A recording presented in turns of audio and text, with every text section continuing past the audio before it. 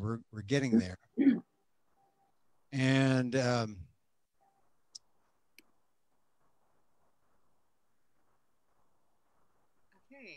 okay, so we should be live on the FANHS and Facebook at FANHS Museum. We should also be live right here in front of you on this webinar.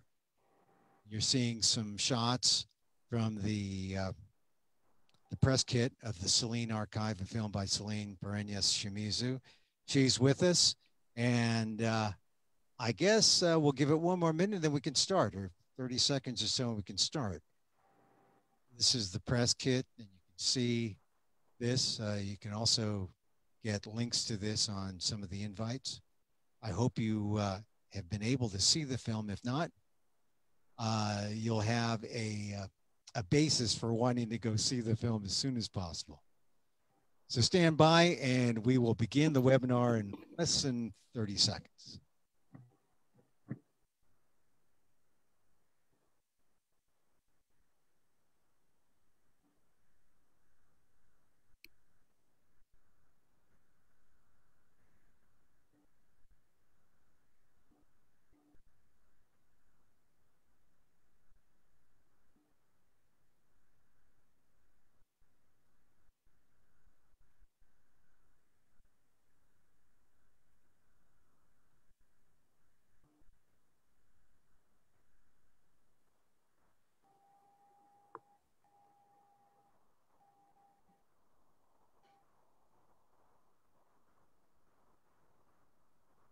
Emil, are you on speaker view, panel view? What are you pushing out? I'm on gallery view. Okay. And so now we're just waiting for the okay. I think we can begin. So here is a trailer from the movie The Celine Archive.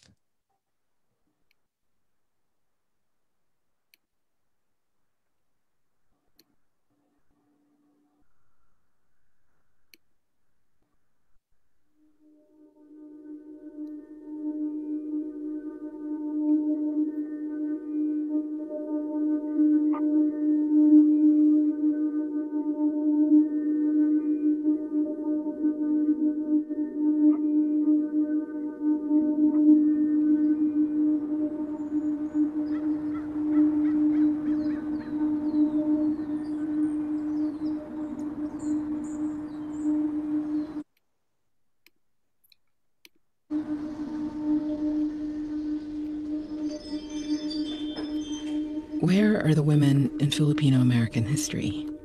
I'm hungry for Filipino women's American stories that come from traversing continents. My sister Rosal and I are in college together. At the archive, she finds numerous articles about a Filipino woman in the earlier 20th century. She was buried alive by her community in Northern California. They were indicted for her murder, but acquitted. Since then, I would hear about her from people in the community as a ghost story.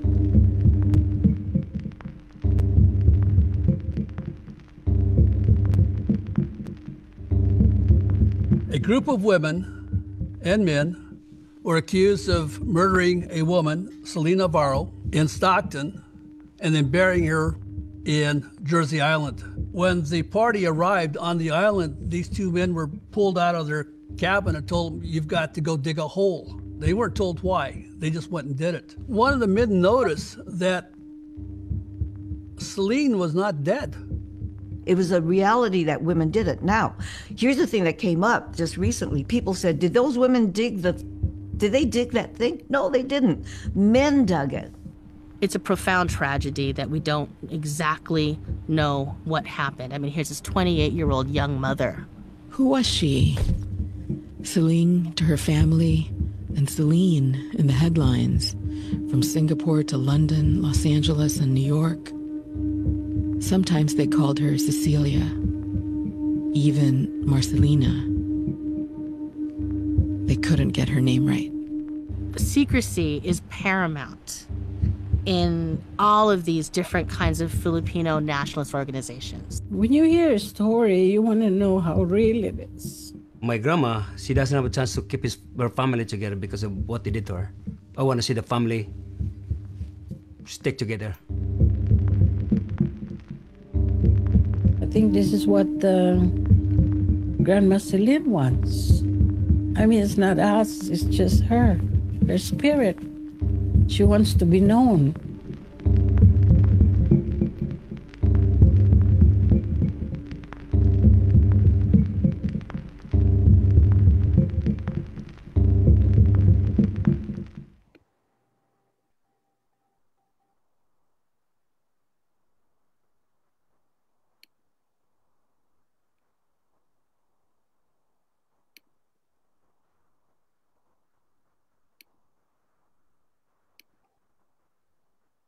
Well, welcome everyone to this webinar. Here is the president of the Filipino American National Historical Society Museum, Emily P. Lawson. Hi, Emil. Thank you for that. Welcome everybody to our webinar. Actually, this is our first official type of webinar, aside from a meeting. Digging Up Her Story, a webinar about the Celine Archive film.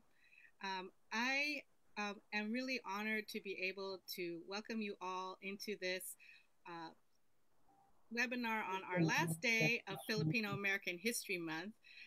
As you know, October is Filipino American History Month, and our Board of Trustees for this year chose the theme, the history of Filipino American activism.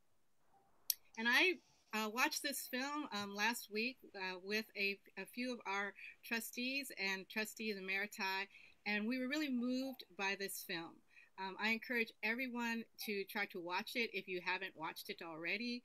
It is an important film in Filipino American history, and it's important in the sense that it really is one of the first and one of the few films where there's a search for centering the story of women in Filipino American history. And I think I view that as part of the film's activism and part of what we do too in our Filipino American National Historical Society. For those of you who have never been around FANHS, this is our 38th year of existence. We were founded in 1982 by Dr. Dorothy Cordova, who will be speaking to you later today. We have 38, actually we're going on 40 now, 40 chapters across the United States. Welcome into the new Ventura chapter and the new Ohio chapters that are forming this week, actually.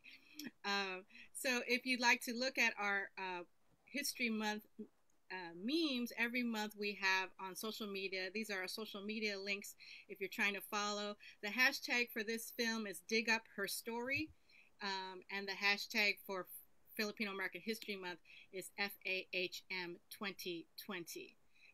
I'd like to thank all of the folks who helped us put this program on today.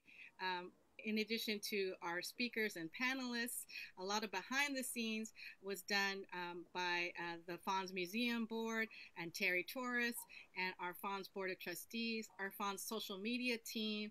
Anthony Ocampo designed our flyer. E.J. David did our Dr. Anthony Ocampo, Dr. E.J. David did our Facebook event, and Dr. Kevin Nadal is our social media chair who makes all the magic happen. I also want to thank our secretary, Dr. Alexandra Thomas, for her efforts in making everything happen. We are honored to have this film and this discussion today because this is part of not only Filipino American history, but part of our FANHS history.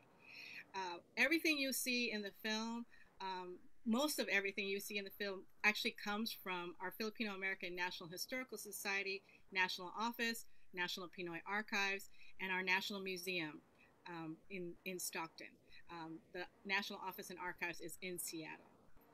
And I just want to give a shout out to our comadre, my comadre, our late national scholar, FANHS trustee, Dr. Don Bohulano Mabalan, whose research was also used in this film and who's featured in this film. And her book, Little Manila's in the Heart, she writes about this case.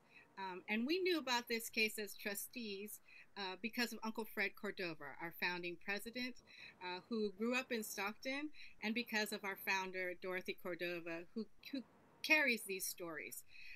And when we were in a trustees meeting in Stockton, actually Uncle Fred drove a few of us past where Cecilia Navarro was buried.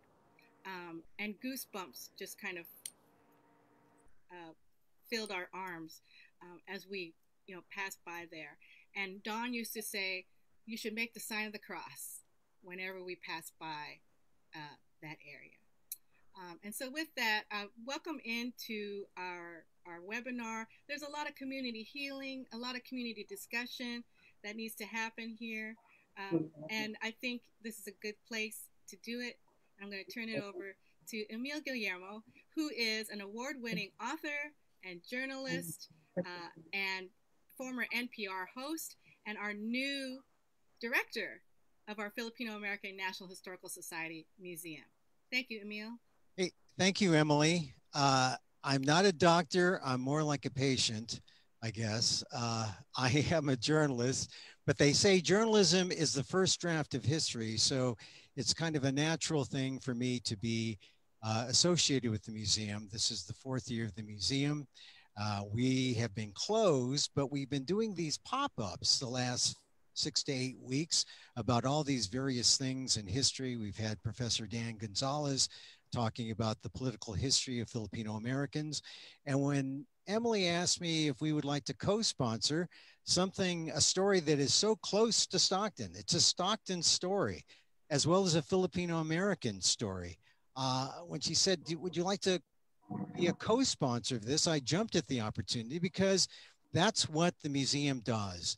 The museum tells stories. And as I like to say, the museum is where you are. We've been closed since March, and we're trying to plan to open sometime in November. But in the meantime, we do these virtual programs on Saturday and Sunday on our FANHS Facebook page at FANHS Museum.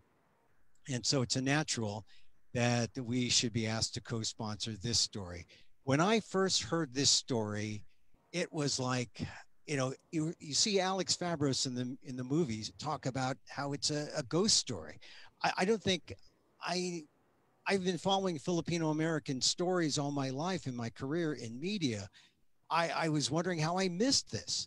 Because I saw this is like the OJ story or a Manson. This is our murder story that tells us about ourselves. And so then, of course, it was a natural that Alex had written a piece in '97, and yet the story still remains buried. And then when I heard about this film, I thought, okay, now it's going to come out and we will get more of the truth. So before I introduce our panelists, I just want to make sure we get a sense of the timeline.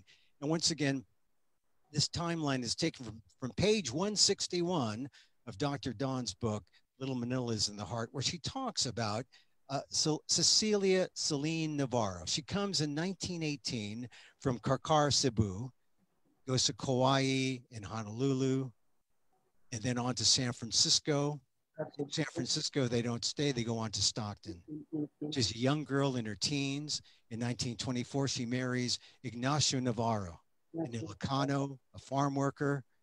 She's there, they have 4 children by 1928.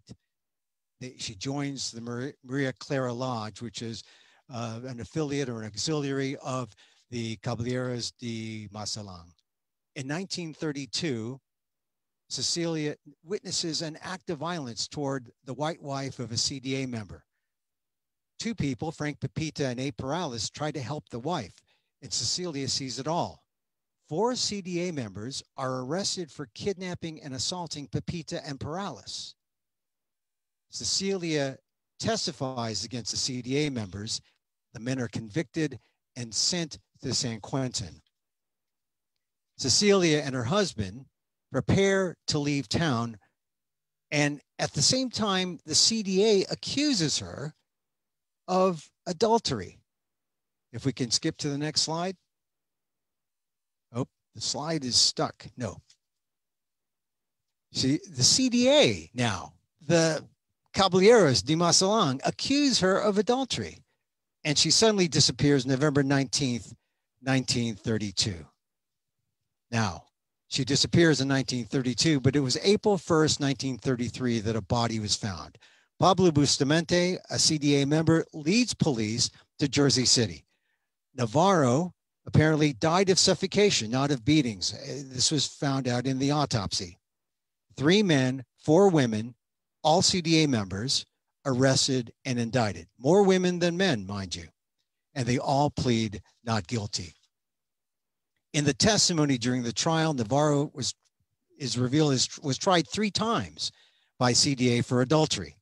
And she pled guilty to CDA charges in these trials that comes out in testimony, and made to crawl on hands and knees on uncooked beans, which is an image that haunts and remains with us as we consider what she went through under the CDA, or alleged to have gone through.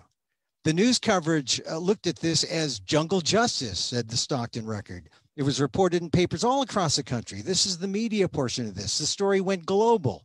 The testimony showed Bustamante being accused of perhaps being in love with Navarro, something that the family denies.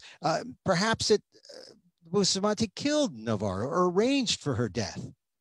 People pled the fifth. There are memory lapses. There are language difficulties. And in July 29th, 1933, all the accused were acquitted. Between July and November 1933, Bustamante returns to the Philippines. CDA was happy this was over. The community was happy this was over. As Don points out in the book, this is an example perhaps of the jealousy, the competition that existed in Filipino-American society in the 1930s. It was also an example of the fraternal organizations, the power of the fraternal organizations and the imposition of secrecy. And perhaps that is why we see what we see in the Filipino-American community today. I don't know, maybe, is it possible? Let's meet our panel today as we go to, in this webinar mode. Can we go to gallery view? Let's see, I think we go to gallery view. Okay. I can't, for some reason, I can't get us to gallery view side by side. I think you have to stop sharing screen. Okay, there we go. Now we're back to gallery. So let's meet our panel, and we're going to have an interesting discussion. We're going to start with, oh, where is the president? Where is Dorothy? Emily. Dorothy's the founder. And Auntie Dorothy, if you're out there, can you start talking so we can elevate you? We wanted to get to Dorothy, Dr. Dorothy Cordova. Okay, well let's start with the family members. We have Tootsie Reyes, and we have Mama Lucia Reyes. They're joining us from Chicago. How are you today? Oh, we don't hear you, but thank you for joining us. We also have the family of the sister of the filmmaker. We have Dr. Rosel Pereñas, the co-producer. Hi, Rosel, and you're joining us from Los Angeles. Thank you for being here.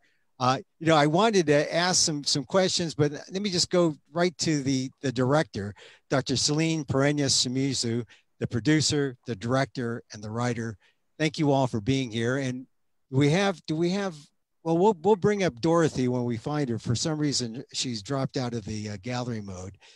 But Celine, tell me, when you first heard this story, what was your first reaction?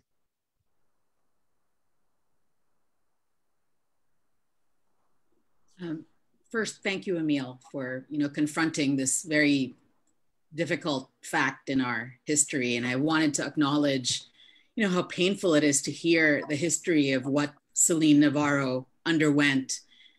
And in some ways, it's exactly like the first time I heard her story, the brutality that she endured, the bravery that she demonstrated.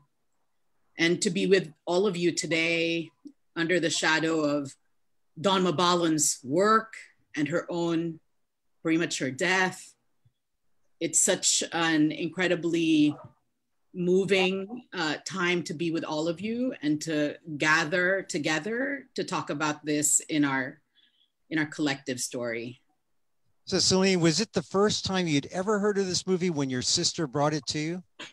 Yes, it was around 1990. We were both undergraduates at UC Berkeley. My sister Roselle was writing a paper on early, Filipino American male migrants who were getting together at the taxi dance halls with white women.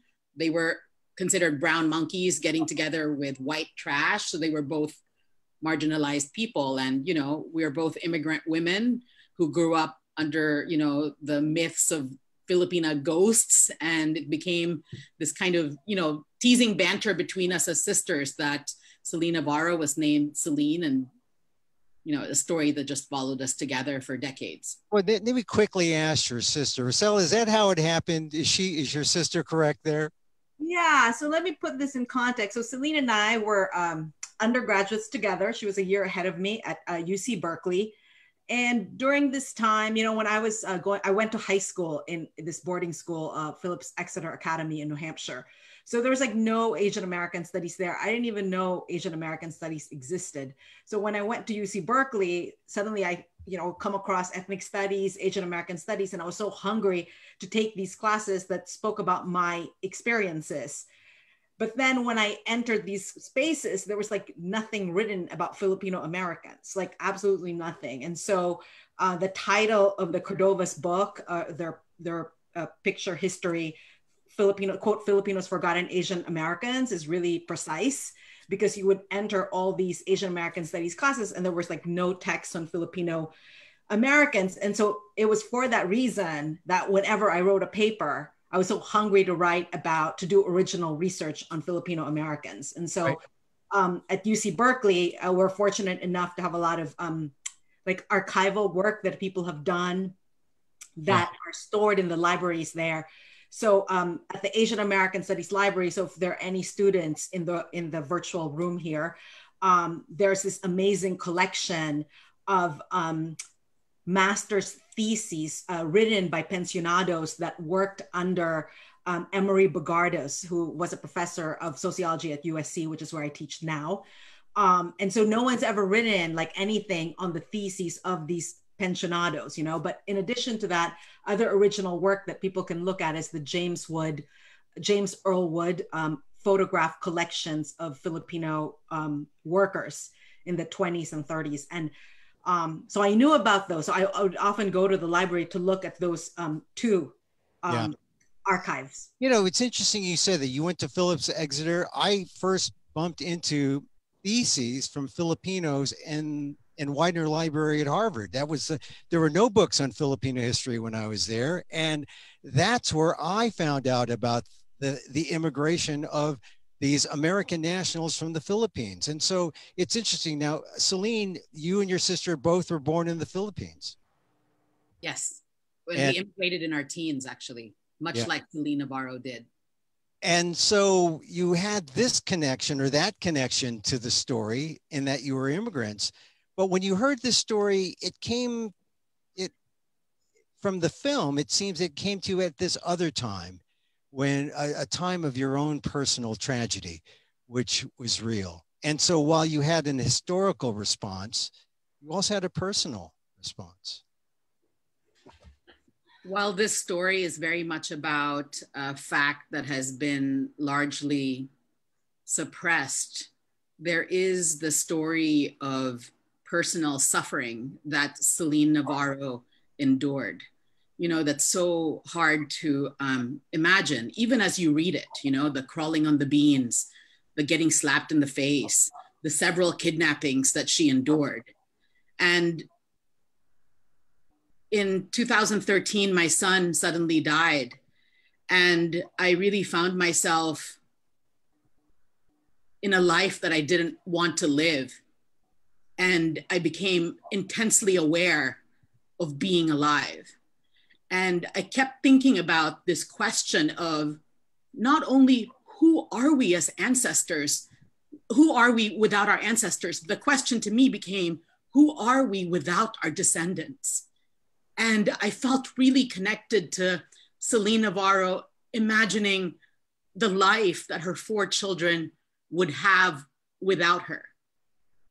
And that really fueled my own work in digging up her story, was thinking about her living children and her descendants and what it meant to remember her across the generations in terms of the trauma she went through and how to honor her life. Because it's so traumatic to lose your child, and it transforms the trajectory of not only my life, but my living child's life, my husband's life.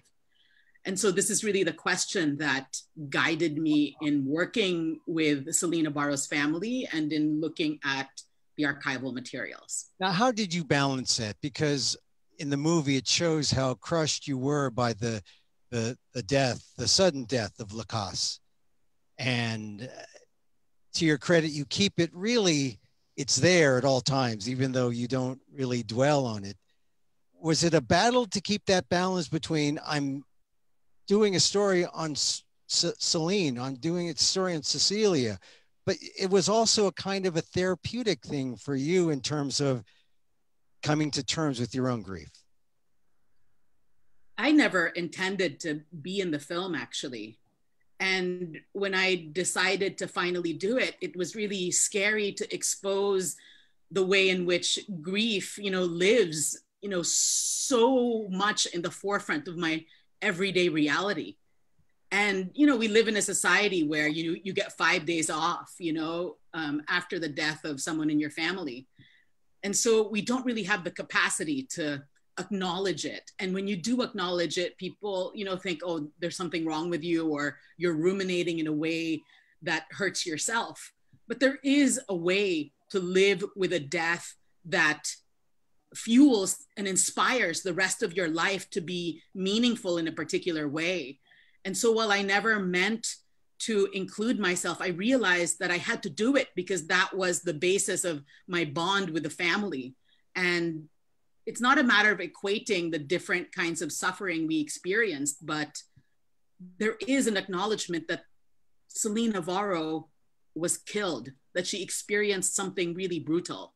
And for her to be discussed merely as a ghost really denigrates that experience and really doesn't capture why her story is silenced. And I wanted to bring peace to the family. I wanted for her descendants, her great-great-grandchildren, to reclaim her as an ancestor that empowers, the rest of their life.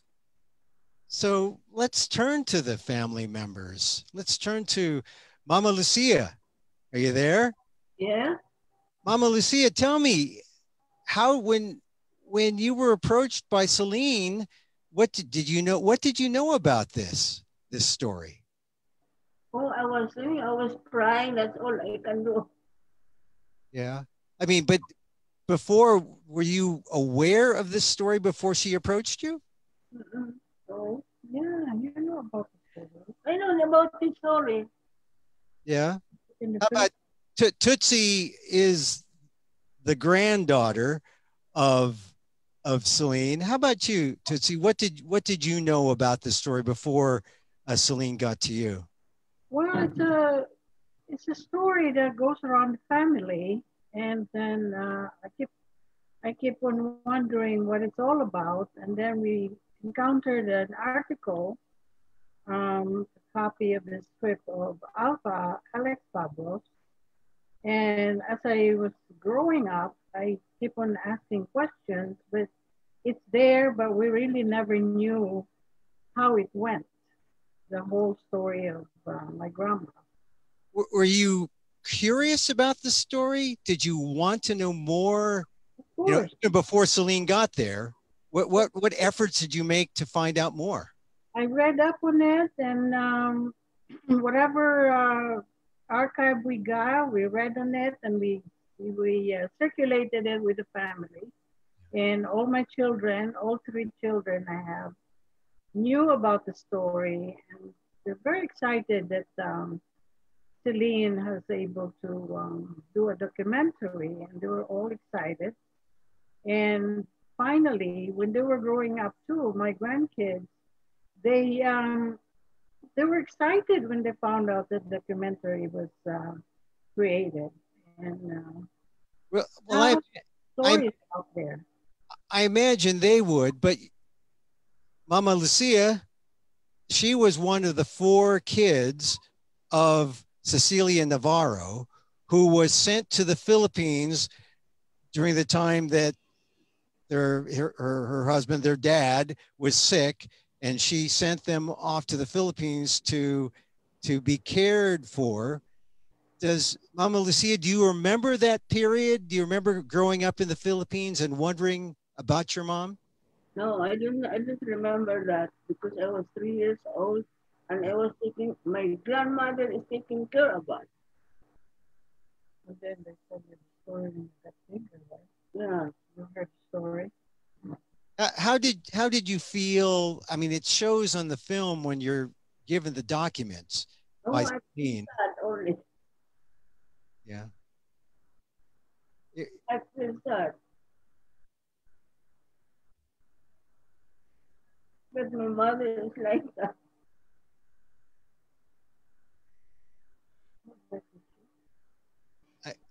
I know it must be hard to relive this, but I know I asked you before we went on, how many times have you seen the film to this day, and what do you get every time you see the film as a daughter of Celine Navarro?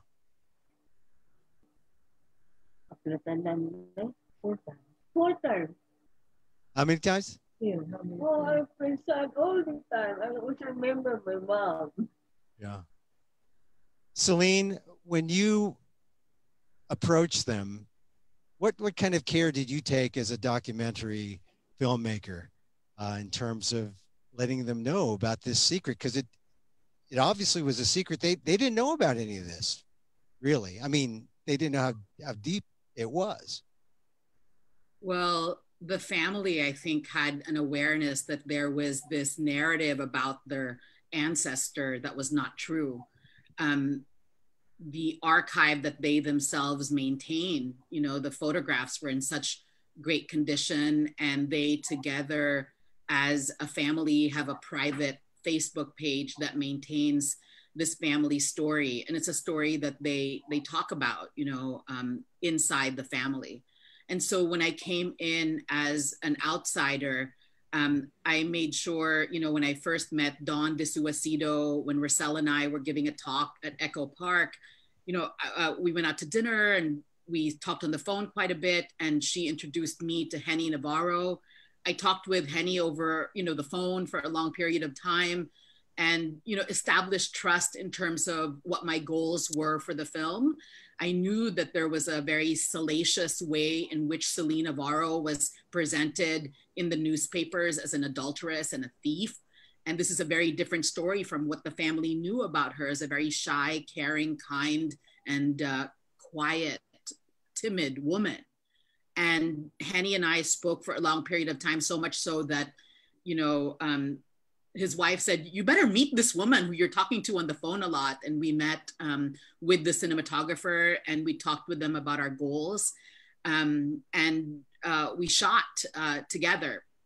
And after that, Henny introduced me to Tootsie and Mama Lucia. And similarly, Tootsie and I spoke on the phone. Was that every Wednesday, Tootsie? But we were always on the phone talking. And her son, Christian, actually made sure to vet me, because I was really talking with Tootsie and Lucia over a long period of time.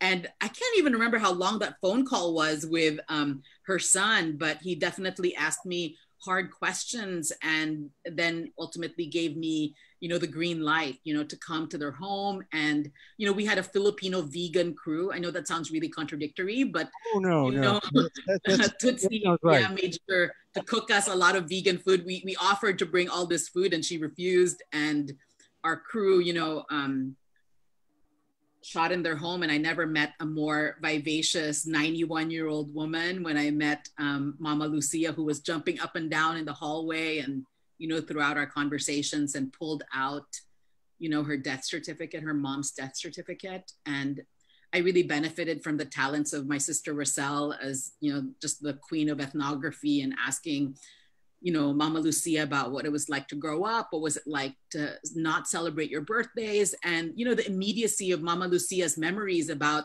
the lack of food and the lack of care and the neglect, the lack of a mother, you know, was really at the forefront of her, you know, memories in a way, you know, that really testifies to the loss of Celine Navarro's life. You know, that's one of the more emotional scenes when the document is presented to Mama Lucia. As the filmmaker, and being that this is also part of your personal journey in this parallel story of Lacasse and Celine, how did you feel right at that moment when you saw that you brought that kind of emotional power to the living descendant of Cecilia Navarro?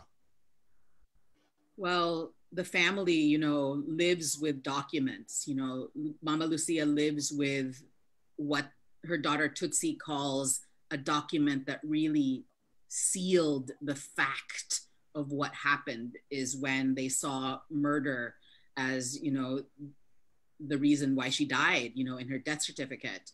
And of course, seeing, you know, in the archive, the addresses of where they lived in Stockton, how they moved, and Henny himself, you know, saving the receipt for the gravestone that he bought to mark Celine Navarro's grave.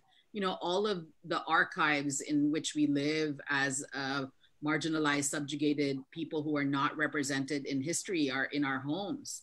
So when Henny saves those documents, when Tootsie and Lucia have those documents easily accessible, when I interviewed them, all of these documents are right there next to them, so many.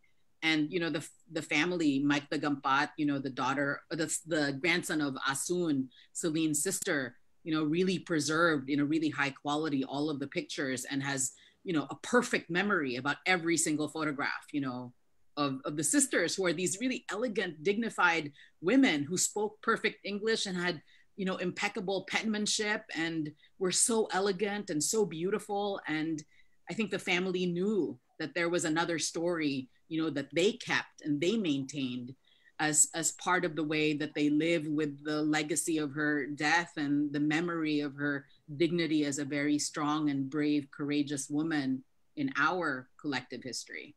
Well, let me ask Tootsie. Tootsie, how did you feel when you saw the story come together? Did it confirm your notion about your mom? Did it somehow redeem her in your eyes, that she was not not what the media said she was, but maybe you got closer to the truth with this documentary? Exactly. I mean, it's very informative because there's some details that we didn't really know about. That you know, the way she was had to kneel down on dry beans. I mean, that's something that I didn't know about, and little few details, and it really made me understand the whole scope of her life story. How about, were you able to maybe come to terms with how the Filipino community, how they reacted to this story? Because it seemed that when the acquittal occurred in 1933, everyone was happy that the story would just go away and stay buried. Were you?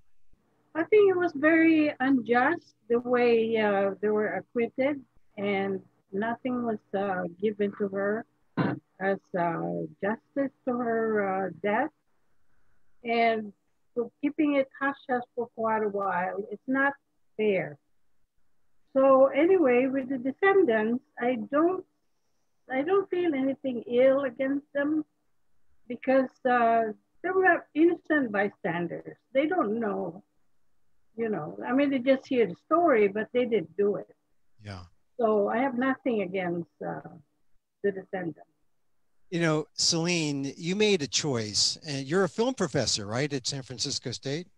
So you're familiar with the auteur theory, right, in terms of fictional film. I guess it also applies to documentary film and directors, right? The director's vision. This movie, as I saw it, was much more your vision and your selection of things, right? I mean, you're director. Why did you make the choices you did versus, say, go after the media and go after the sensationalistic jungle justice, or go after the CDA, the Caballeros de Masalang, and the secret fraternal organizations? Why did you take the path that you did with really focusing very closely to the family? I knew from the very beginning that there is no way to understand Celine Navarro's story and the subjugation of women that happens within marginalized communities without acknowledging the historical, ostracism, denigration, segregation that Filipino Americans faced in the 1920s and 30s, no less than lynchings, race riots, the torching of their homes, and the feeling of non-belonging and non-safety.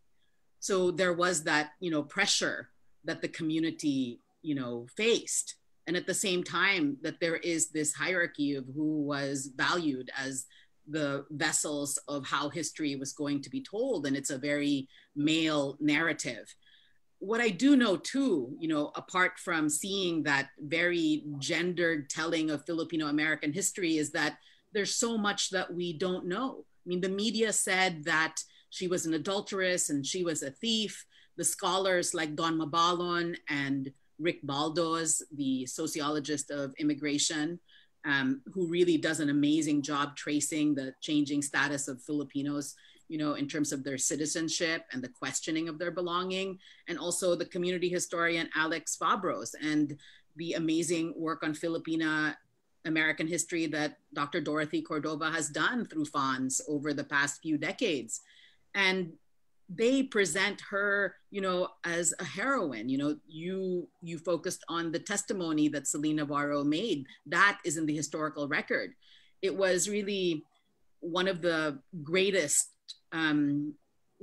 acts of the film is to bring together Dorothy Cordova with Mama Lucia and Tutsi so that she could share the tapes that were recorded by Celine Navarro's sisters, who were in their 80s when they drove all the way from Southern California to Washington State so they could tell Dorothy and Fred what they knew about their sister that wasn't recorded. They knew the importance of FANHS. They knew the importance of talking to our own historians. And then, the story about her being a traitor, according to, the community itself, the fraternal organizations.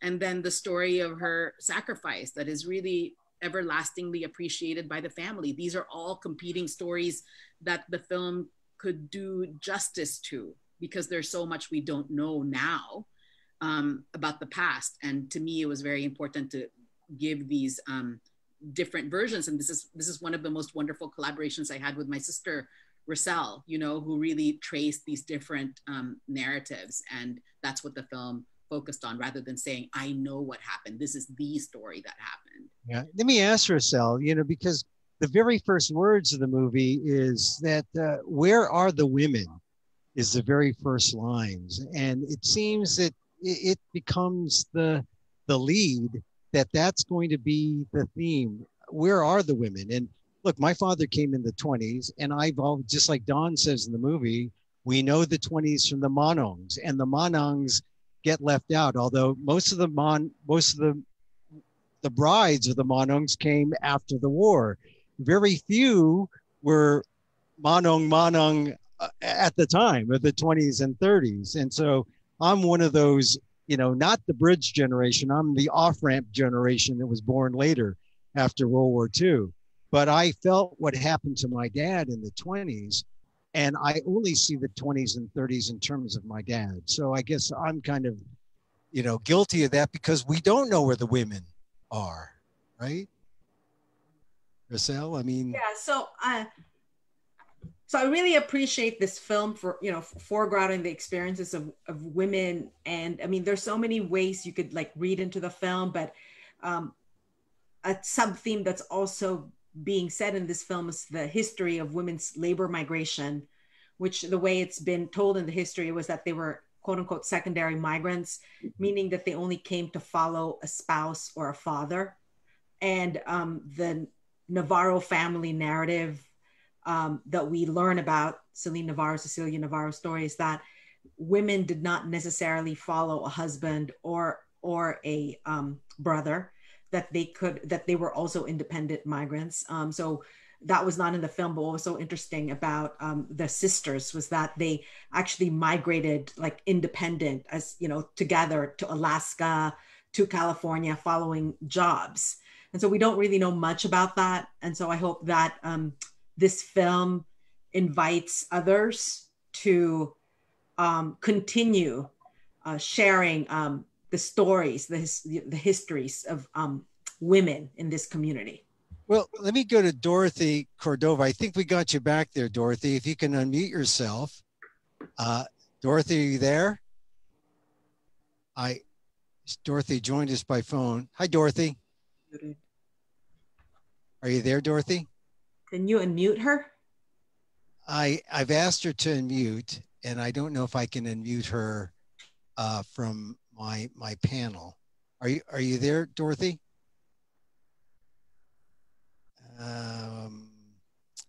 Let's see. It only asked me to ask her to unmute. Well, I hope to have Dorothy with us momentarily.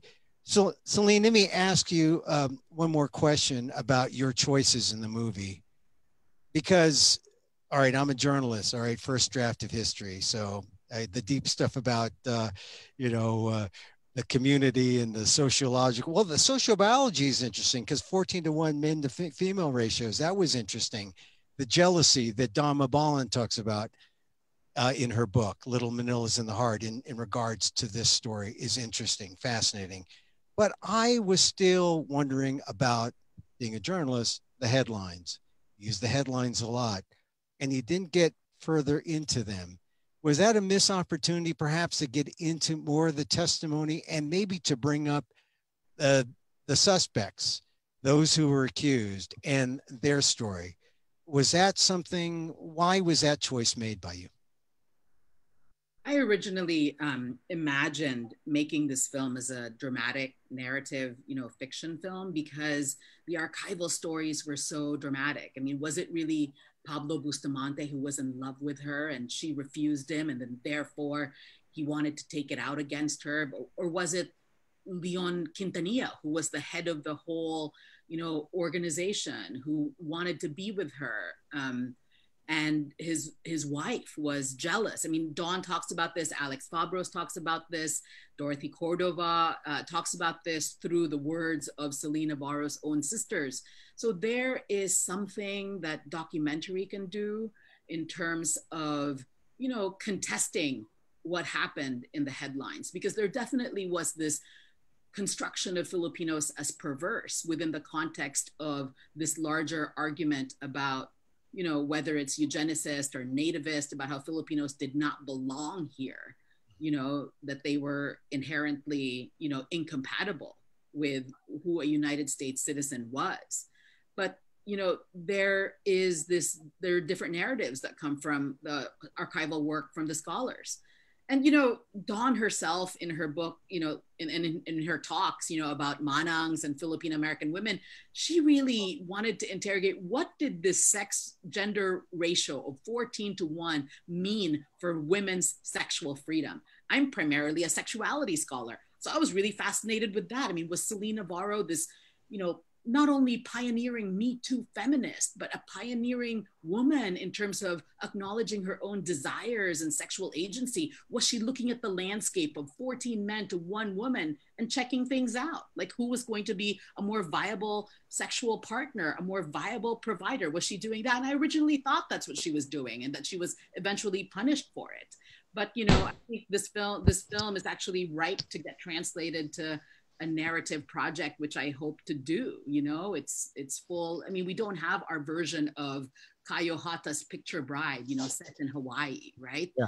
There's, intriga, romance, that can be told and can be, I mean, the costumes alone. I mean, when you look at, Fred and Dorothy's book, Filipinos Forgotten Asia, I mean, it's just the gallantry, the gorgeous men in their denim and in their bandanas and in the zoot suits. I mean, just the costume design alone. See, look, and And what if your father, like mine, was shut out from the 20s, the 30s, the 40s? When you're finally born in the 50s, you think, oh, my dad, was he a dud? Was he not the cock of the walk? He must, it's a socio-biological thing here of who's going to start the Filipino-American family. And that's a fascinating thing. Now we got Dorothy. Dorothy, my apologies for the technology. No, it's not you. But it's an honor to have you here on this co-sponsored event. You've heard some of the conversation. What is your response to the film? You're in it. You live this story. Right. Maybe I should give you some back. Can you hear me? Yeah, go ahead. Okay. I first heard the story when my future husband came to Seattle to go to college. And one day we're walking, he said, "Did you ever hear the story of the woman who was buried alive?" And I said, "What?" I said, "What?" I couldn't believe it. I mean, Seattle was pretty much a Catholic city and strong women. And I thought, when he told me that women had done it, I thought, no, that's just a legend. It's just Fred's telling me a fairy story. I thought it was just an urban legend. But he started telling me interesting things about cars going by the burial site and stopping, not moving, and then rolling down the hill and then starting up again. And then I thought, okay, this is a good ghost story, because I'm also very Filipino. But he said, no, this really happened. It really happened. And he said women were involved. And the tragedy was things that were bad happened to some of the women who were involved one way or another. So I kind of forgot that story. But Fred, to me, it became a typical Filipino ghost story that we were hearing. I knew nothing about the woman who was buried alive, except they said that she was an adulterer. Okay, I started my NEH grant back in 1979. I was getting a team together from all over the country. We decided to meet in San Francisco to do the training, to do oral histories throughout the country. And the day before, I had to fly down for my uncle's funeral, so I was wiped out. And then at San Francisco State, I was training all day, all these people, giving them state-of-the-art equipment and the know-how on how to do it. We went to my sister-in-law's house to stay fresh in California, and I was tired. I went to bed, and Fred then said to the family was assembled, "I have to practice doing oral histories. Does anyone have a good story to tell?" And his brother-in-law, Dick Talaguan, says, "I do. My aunt was buried alive." All of a sudden, the story I heard in 1949 became a reality. And I thought, oh my God, when Fred woke me up, I thought I should have been there. I should have listened to this story. And every time we went to California, we'd go to the Stockton Library, gather up to look in the microfiche to see the story, gathering up little bits and pieces. And I was really stunned by how the newspapers portrayed Filipinos, half savages, cultish, and all these other really negative kinds of things. And all the time, every time we would drive back to Seattle from California, I could feel her presence in the back. I swear to God, I could feel her. It's like she had to be with me. Well, when I was doing my oral history projects, I had a team of research, oral historians or future oral historians gathering the tapes. And after one trip to Stockton, I come to my office, and on my desk is a tape. And on the tape was the name of one of the women who was named in the case. And I thought, oh my God, I am going to transcribe this on my own. The woman goes through her whole life graduating in California, in Hawaii, when her family migrates here with their middle mother. And she's 5 years old, and she talks about her life in the plantation. She's very detailed. She tells the stories again. Oh, wait a minute, I forgot something. And then she goes back and tells the story. And so she's marching up. She's a teenager. She gets married, and her husband's involved in one of the strikes in Hawaii. He's blacklisted. So they have to move to the mainland, and he joins the Salon. Okay, now this time I already know what had happened previously. Her name was on that in the newspaper clippings. The woman who was very detailed in everything she was telling about her life skips from 1932 to 1942. and cries. And I thought, oh my God, oh my God. What happened was the one who did the tape, the oral history, was one of my son's best friends. It was his grandmother. And I'm thinking, this isn't only a tragedy for the Navarro families, for the Chilaguans, for all of their family, but it's also a tragedy for the women who were involved in it. And, you know, I was raised by a very strong mother, and you have to understand the Manangs who were there, the ones who came in the 20s and 30s, they were strong practically. So it was beyond my comprehension how these women could have been coerced into doing this thing. I'm still grappling with it. Well, so Dorothy, so you think this is not a singular occurrence, or do you think it's an aberration, or do you think it happened more than we think? Oh. Somehow we lost you, Dorothy. I'm sorry about that. If they'd stopped talking about it, they knew it was bad. It had to be. And when the woman who was interviewed, the grandmother, just jumped 10 years in her life into telling her oral history, it still was bothering her. I mean, it had to weigh heavy on her heart, you know? So 10 years later, when the two sisters called me out of the blue and want to come to Seattle to be interviewed, there are a lot of strange things that happen. So they come to my house, they're going to stay overnight, and they say to Fred, we came because we want you to tell the story of our sister. So Fred tells me to get a tape recorder. And this time I'm taping everybody. The first tape recorder doesn't work. So I get another tape recorder. The second one doesn't work. And I'm thinking, oh my God, I'm making the sign of the cross, thinking, oh Lord, what's happening? Finally, the third one works. And those are the tapes that we heard, you know, in the film. And it's strange things. It was like Celine was sitting, like she wanted her story to be told, but it was like she was there. You know, how do you account for these things? Like today, this is my Zoom, 6th Zoom this month. I couldn't get in. It was crazy.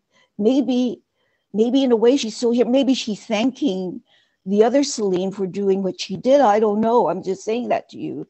Maybe she's saying to her children, maybe, you know, the story is it's crazy because women, you know, Filipino women weren't like that. I don't understand. When I gave the story in the 90s to Alex Fabros, I told him the story. Okay, he's like you. He's born to a war bride. It's not post 65. I mean 45, and he didn't know the story. So I said, Alex, your dad was very involved in the Dimasalang. Could you find out something about the Dimasalang and this? I wasn't privy to anything with Dimasalang. So I gave him everything I knew and told him the story, even told him about the tapes from the sister. Well, I guess the article didn't quite pull in the Dimasalang as much I would have liked. And that's why Dawn started to write her stuff too. There's a lot of, I mean, you know, in women's studies, people can say it, were women so coerced? I've always said to everybody when they said that Filipino women walk 10 paces in back of their men, I've always said, no, they don't. I mean, it was it. And then I have some theories that I will share with Celine. Maybe I won't share here, but it's things that I've had. Was it because, like the sister said, it was really one of the men who wanted to have an affair with her, and she said no. If he told his wife, was she one of the women who then coerced her fellow women that she should, you know what I mean? There's more than one thing that could, I mean, it could happen. I don't know, maybe. Well, there's a lot of questions that come out of the movie, and Celine, that's, you know, maybe as we begin to land the plane here, it seems that we get closure for the family, and yeah, right. Yeah, Tootsie in Chicago. Do you feel a sense of closure, or do you feel what more must be asked at this point in your mind? At this point, it's good to hear the whole story, but not really thinking so much about the descendants of the Matalang, but thinking about her own story that was very long time, for a long time until now, like 1920s, and then now we're in year 2018 when we started. Yeah. So I have nothing against the descendants of the other side, but it's just a story to give her justice. Well, let me ask Celine. How about you, Celine? After the movie has been made, it's being shown. Is there this sense of closure? There certainly is a sense of closure for the Navarro family, it seems, because the way the film ends. Maybe not, but how about other families involved in this who are unnamed? And how about Celine? How about you in terms of Lacoste? Because did doing this help that hurt or that wound? In the film, I say that I am barely alive. I think it's actually the opposite after this film, that I do feel very intensely alive in how I am cultivating. As we all know, we're currently living in a moment of COVID-19 pandemic and the death, the suffering, destruction that Filipino Americans in particular are facing, the disproportionate deaths in our community from this virus is experienced in my own family. And so for me, to immerse myself in the act of creativity is life affirming and life giving. And I'm really thankful to be in this room today with, the work of Dorothy Cordova over the past few decades, needs to rise up. I mean, the quiet determination she had to speak with so many women in our community. Remedios Meding, who was Celine's sister, was just one of the many, many women that Dorothy interviewed over the years. And I think established a trust with Dorothy that she, before she died, wanted to go and speak with Dorothy and Fred to make sure their version of Celine Navarro's story was recorded. So that work, I'm so thankful for just the joyful chance to shoot a film with my sister, traveling to the place where Celine Navarro was buried and feeling just the environment, I hope that we can, put a monument there to Celine, on Jersey Island, because her story is our story as a community, so that we could continue to honor her life. Yeah. And so, yes, there is peace that this film brings to me, and I hope it is an ongoing, site of creativity. And, I'm really just so honored to be connected to the Navarro family. We continue to talk and we continue to think about the future. Just the other day, I got a really beautiful letter from the folks at Pixar, and they wanted to invite the film to screen at Pixar. And to me, the idea of bringing Celine Navarro's descendants to that space, so we can, talk about what movies can do, to not just to heal, I think, but to acknowledge that we were here, we did things. As Roselle said, it wasn't just men who came, women also acted and came and had dreams, So I hope, that this film inspires not only Celine Navarro's granddaughters and grandsons and children, to look at their archives and to continue to make our histories. Okay, so in the time we have remaining, we have some questions that have appeared in the Q&A.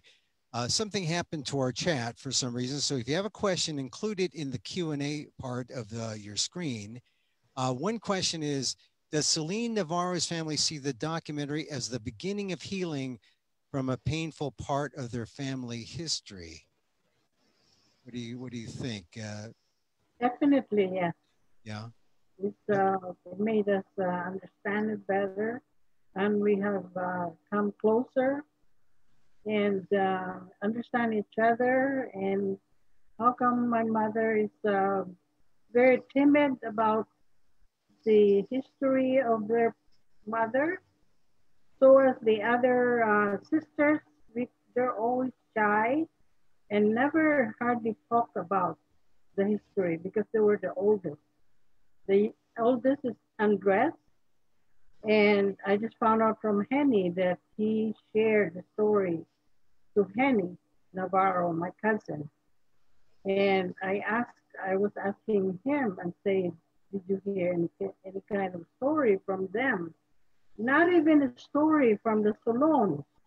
I have no idea what kind of story she has told, but she was very shy and timid. And everybody just didn't know the details until now from the documentary. Okay, let me ask, here's another question. Other than it being mentioned that the 7 involved in the burial were acquitted, the documentary does not give highlights from the trial nor the names. So I question why.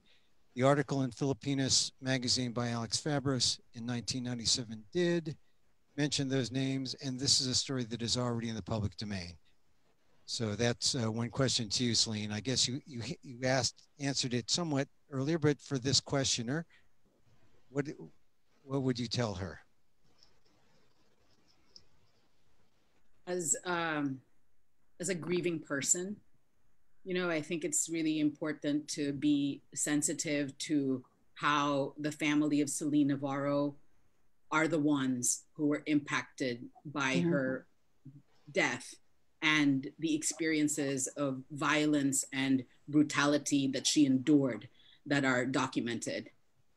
You know, when I think about the way in which women's experiences are sacrificed in order to tell a more romantic version of our stories, I mean, why is that? Why are we willing to sacrifice what women endured?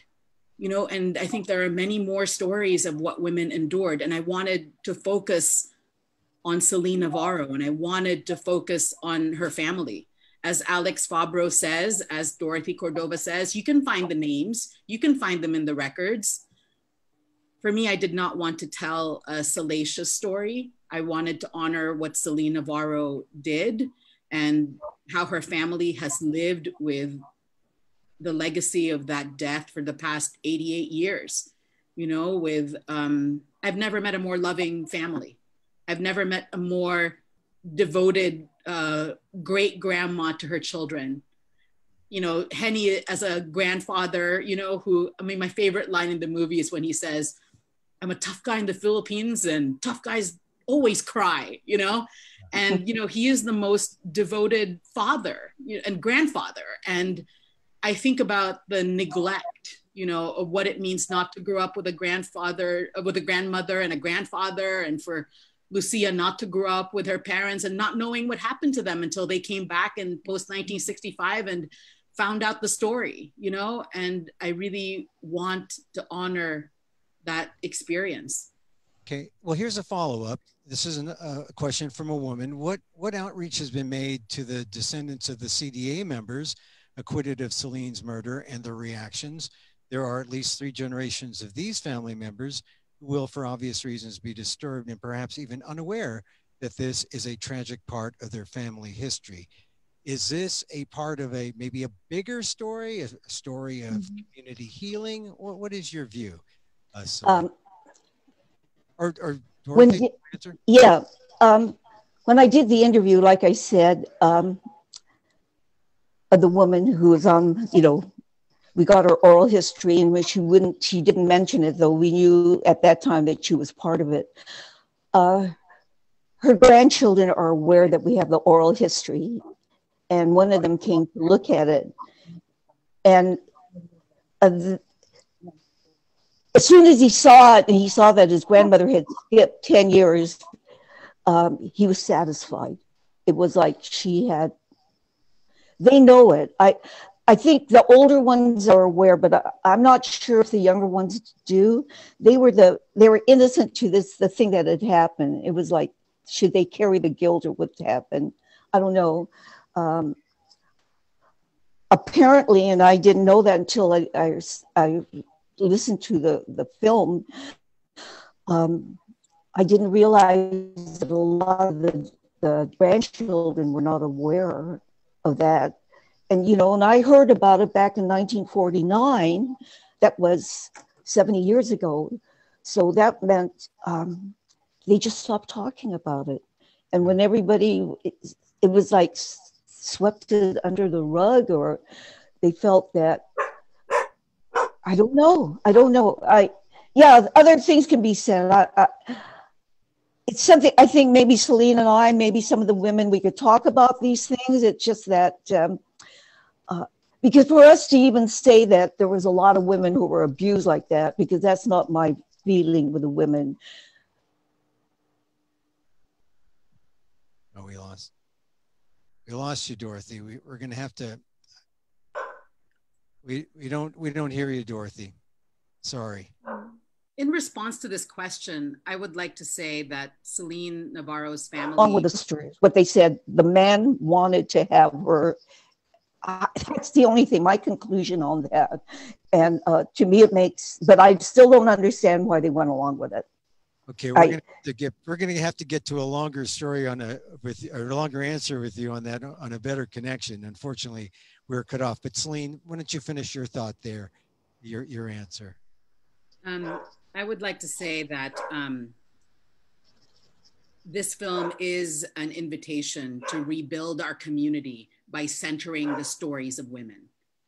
Her story, I love this formulation of her story rather than history. Her story is our collective story. What happens to our understanding of history if we center the experiences of women that are really hard to talk about? It's hard to talk about domestic violence. It's hard to talk about domestic assault. It's hard to talk about rape. What if we lived in a world where we talked about those as experiences that are central to the members of our community? And, you know, Celine Navarro's family for the past 88 years has lived a life where they cannot afford to silence this story. You know, they pass it down to their children at night when they go to sleep. They talk about what happened to Celine Navarro. Other families may be invested in not talking about it at all. And we as a community have to be careful not to be cruel to the ones who have suffered injury by members of our community. Well, let me ask this follow-up. Dorothy, you can hear now. The question comes up, has the community taken responsibility for its role in the tragedy? Well, you know, it's really hard to say. I'm from Seattle, and unless we heard the story, I probably was the first one in Seattle who heard the story back in 1949. This is actually a Central Valley, or basically Stockton area story. I don't know. Yeah, I really can't say. I cannot say. I do know this. Someone had told me that the woman whose interview I have in my office, someone said that after this happened, oh, I don't know if you're on anymore. You said something. She reached out to the family, to one of the sisters. There were 3 sisters left behind. She became friends with that sister. I don't know. So I think it's still an open question. I think a lot of people in the community would rather it be tamped down and not mentioned. And a lot of people want the truth. And a lot of people say, let's just reread Alex Fabros' story in '97 or see the Celine movie or the Celine Archive more. I just first heard the story myself. I'm living in the Central Valley. I just first heard the story a few years ago when I talked to Alex Fabros over lunch. And he shared with me his archive of not just that story, but all the stories, you know, during his Salinas exhibition. And so I don't know if it's widely known. I grew up in San Francisco in the south of Market, where Dimasalang House is there, their little palace in the south of Market. And I always question Dimasalang. Celine, what does it say about the fraternal organizations and the secrecy? Has it imposed on the community a kind of a legacy of silence, a legacy of secrecy? Well, the fraternal organizations existed at a time when Filipinos were not provided infrastructural support in our country. You know, you couldn't go certain places, and they really needed help to move, you know, help to continue traditions in our culture. But there's also the reality that the fraternal organization contributed to the defense of the indicted killers. And so that's also really painful. So in some ways, the entire community is complicit. And so the question then is opened: who is sacrificed, and how there are hierarchies within our community. So thank you so much for all of these questions. And I'm so honored by FANHS talking about the film and making space to talk about the film and bringing the family, who's really the most important people in this story. Well, Celine, I appreciate your time. I know you have to leave. Dorothy, Celine, I hope you will participate in a FANHS Museum pop-up sometime to talk more about the film. Good luck to you and your film. But let me just say, as it looks like we are going to begin our goodbyes. And you know, at a Filipino party, it takes an hour to say goodbye to everybody if you do it properly. So I want to say goodbye in Chicago to Tootsie and to Mama Lucia. Thank you very much for joining us in Chicago. Thank you for including us, and thank you for your support with the story. Yeah, and I hope that we can talk again soon, and maybe, you know, as the film gets wider exposure and people respond, you know, we can get your reaction to that. Roselle, thank you very much. Let me ask you a question, though. It was said by Rick Baldoz, Celine should be a hero. Does she deserve hero status? Oh, I think she did an amazing, amazing job putting this story together, and her resilience of, you know, finding the family. I knew she wanted to do this film for a long, long time.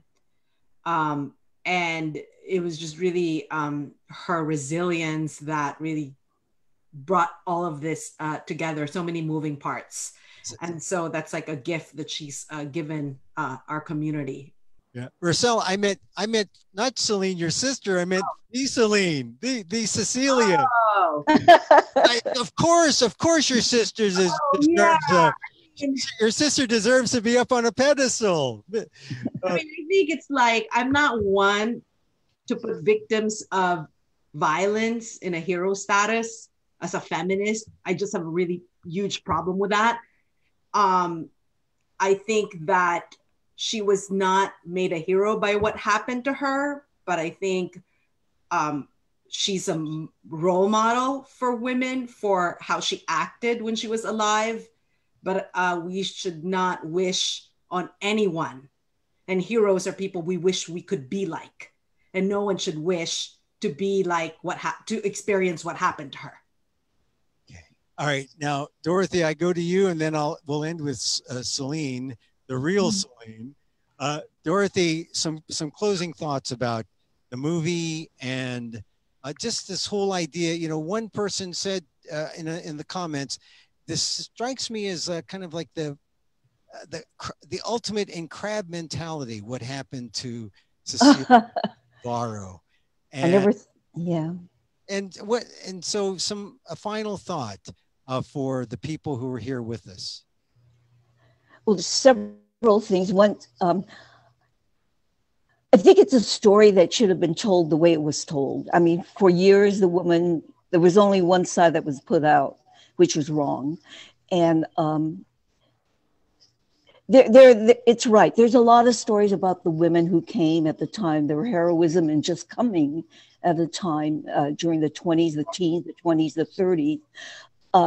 My thought on this is, for me personally, I've been haunted by Cecilia Navarro for 40 years, really just haunted, because it was like her story had to be told. And I think for me personally, the fact that this movie came out, it's being told, and there'll be many discussions about it. I'm sure that wherever it's going to be shown, in classrooms and wherever people will talk about it, we'll be discussing things, and that's good. And so in a way, I think the conversation will continue. I think so. The conversation and the sequel, and let's end with the Celine Shimizu, the auteur. Well, some final thoughts about this work that has caused all this discussion. How do you feel after all the hard work? And do you think that it now has put Celine where she, or Cecilia, puts her where she needs to be in the forefront of how we view women of the 20s and 30s who are Filipino-American descent? My great hope for the film is for it to galvanize more in our community to do the work that is required, you know, whether it's going to the archives or talking to our elders and, you know, thinking about who we are as a community and valuing our stories. So I hope that there's my puppy over there barking. Sorry, I'm pro puppy. Pro puppy. So I do look forward to the many more stories, you know, like what are the queer stories in our past? You know, there are so many more stories, and I really hope that this empowers, you know, all of us to tell them and to make work, you know, to make creative work, you know, about them. You know, I just came out of speaking to the UCLA documentary students, and they talk about the film in a really different way. Dorothy, I think you'll be pleased to say, how did you add the sounds of the radio on top of the cassette tapes? And I just laughed because we worked so hard to get the sounds out, but we couldn't. So they thought that was so artful that we somehow made the sounds of the archive come alive on purpose rather than a problem-solving thing that we were doing. So, you know, it's been such a pleasure, you know, collaborating with Theo Gonzalez. You know, I mean, I sent him the drafts of the film and he just came up with the music. And even from the first note, you just want to cry. I mean, all the power to Theo, you know, what the film can do in terms of the music, what Dan Chen did with the cinematography, and then, you know, props to the editor, John Alonso. And then I think most importantly, you know, the young people, you know, Alex Roberts' 200 students who made sure that he wrote that article, who insisted to say that she was a real woman and what that article meant to Celine Navarro's family. You know, like they pass around Alex Roberts' article to say, this story really happened. The story that we talk about to our children, this really happened. So, you know, the work of Dorothy Cordova, of Don Mabalon, of Rick Baldos, of my sister Rosel Pereñas, all of this matters. And so I hope we continue to produce this knowledge. And this story about Celine Navarro is one small part of this larger, wealthy landscape, you know. More stories, yeah. More stories coming out. And I thank you for just spending the time with us. I thank you all, to our panelists. You know, we've talked about this film for more than an hour because it's worth talking about. And I hope many more people take the opportunity to click on the link, see it, and then, you know, watch the replay and see all the questions I didn't ask or all the things we didn't get to, because we will have a conversation again where we can talk about the Celine Archive. So I thank you all. Celine, Rosel, Dorothy, Tootsie, Mama Lucia, thank you from Stockton. Are we bringing Celine back for a flyby on Halloween? Are you really haunted, Dorothy? Yeah. Yes. I'm saying a prayer right now. Lucia, it's so good to see you again. Thank you. It's good to have you all with us. And I thank you. And those of you in the audience, thank you for joining us here on the webinar. Thank you to FANHS, the Filipino-American National Historical Society, for which Dorothy is the esteemed co-founder and an executive director up there in Seattle. I thank all the good people at the FANHS Museum. We've only been open about 4 years, but we're struggling and we're closed, but we hope to be open soon. And we hope to be telling stories like this virtually online at the Facebook page at Facebook at FANHS Museum. Thank you to Emily, the FANHS Museum president. And Emily, you welcomed us. So why don't you take us out? I'm going to just correct you because you keep calling me the FANHS Museum president. Oh, I'm sorry. Someone else. I'm actually the president of the board of trustees of our Filipino American National Historical Society. My bad. She's another woman, though. She's another. So that's okay. But I don't know who's the president of your board. Actually, I forgot. Jalissa is. Jalissa, thank you. Shout out to Jalissa. I want to welcome you all to join us on FANHS social media platforms, on Facebook, on Twitter, on Instagram, and our website. We do have a standing invitation to all of the panelists to participate in our upcoming conference. We have a conference every 2 years nationally. This year, it was supposed to be in Hawaii, and Celine and I talked 2 years ago. For those of you who didn't know, she filmed that part in Seattle the day and 2 days after we buried Don Mabalon. And we talked about how we wanted to premiere this film in Hawaii if we were supposed to have our 2020 conference there. So this is kind of a substitute for that, but not the same for being in person. So hopefully when we celebrate our 40th anniversary of FANHS in 2022, back in Seattle where it all began, hopefully you all can join us again, and folks can purchase the film and watch the film. And I really want to encourage students who are out there watching to spread the news, and professors to ask your libraries to purchase the film when it's available, because it is an important part. It is going to get added to my syllabi, and I think it's part of our responsibility as FANHS members to spread the news and disseminate it. Yeah. And if you like this show, go to fans-national.org or fansmuseum.com, and please make a donation. This is completely free. We are completely volunteer run. We have no it's not completely salaried staff. It's not completely. It's totally. Yeah. Right. We are a 501c3. All your donations are tax deductible. Thank you all very much. Emily, thank you. And once again, we do this because we've been closed at the museum. We do these pop-ups on Saturday and Sunday around 11:45. So we get you before lunch, and then we scoot you out afterwards. And we talk about all sorts of things. That's at the Facebook page at FANHS Museum, FANHS Museum. You can reach me at emilamuk@gmail or at amuk.com. Thank you very much, everyone, again. See, it takes an hour to say goodbye at a good Filipino party. This will be archived on YouTube. It's going to be archived on YouTube. And the replay will be on Facebook. Thanks, Dorothy. Bye, everyone. Goodbye. As